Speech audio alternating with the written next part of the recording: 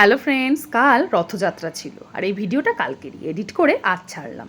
কাল কিন্তু আমরা সকলেই কম বেশি এই রথযাত্রার সাথে যুক্ত হয়েছিলাম, মানে যে যেখানে থাকি সেখানকার রথযাত্রার সাথে। যেমন আমি কলকাতায় থাকি, আমি কলকাতার ইস্কনে যাচ্ছি, তো বাসে উঠেছিলাম, বাসটা মাঝ রাস্তায় আটকে দিল, তাই বাস থেকে নেমে আবার মেট্রো ধরলাম। এখন আমরা যাব পার্ক স্ট্রিট, মানে ময়দান মেট্রো স্টেশনে গিয়ে নামবো, কারণ রথটা অনেকক্ষণ আগে বেরিয়ে গেছে, সেই কারণেই রাস্তা সব আটকে দিয়েছে।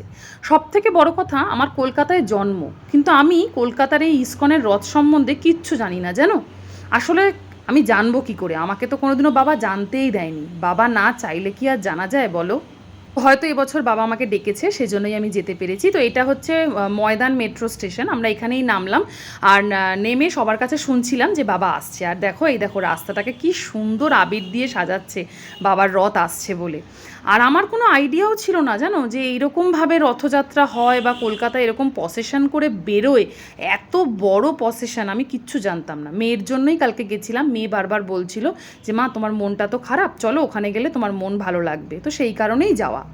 আমি ওখানে গিয়ে একটু লাইভও করেছিলাম তোমাদেরকে দেখানোর জন্য, কিন্তু এত নেটওয়ার্কে প্রবলেম হচ্ছিল যে আমার লাইভটা কেটে গেল। দেখো কি সুন্দর ধুনো নিয়ে যাচ্ছে, ওই যে বাবা তো ধুনোর গন্ধ ভীষণ ভালোবাসে।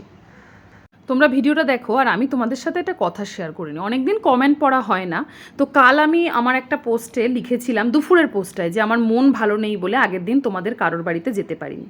তো তোমরা অনেকেই বলেছো, সবাই বলেছো যে দিদিভাই মন ভালো না লাগলে কাজ করতে ইচ্ছা করে না। কেউ আবার বলেছো হ্যাঁ, মন ভালো না থাকলে কিচ্ছু ভালো লাগে না।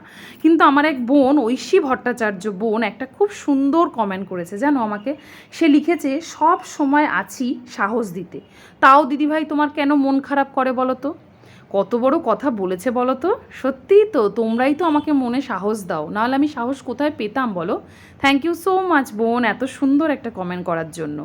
আবার ঠিক কাল ইস্কনে গেছিলাম, অনেক রাতে বাড়ি ফিরেছি, কারণ রথের দড়ি ধরে অনেকটা টেনেছি, তো মানে আর পারছিলাম না, শরীর দিচ্ছিল না। তো বাড়িতে ফিরে অনেক রাতে পোস্ট করেছিলাম আর লিখেছিলাম আজ পোস্ট করতে একটু দেরি হয়ে গেল। ঠিক সেইখানেও আমার এক বোন, মানে খুব সবাই ভালো কমেন্ট করেছো, কিন্তু এক বোন এত সুন্দর একটা কমেন্ট করেছে, মনিকা বিশ্ব শর্মা বোন। সে লিখেছে, তাতে কি হয়েছে দিদিভাই, আমরা এখনও জেগে আছি তোমার জন্য।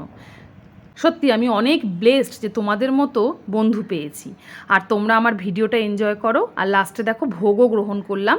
আজকে ভিডিওটা আমি এখানেই শেষ করছি।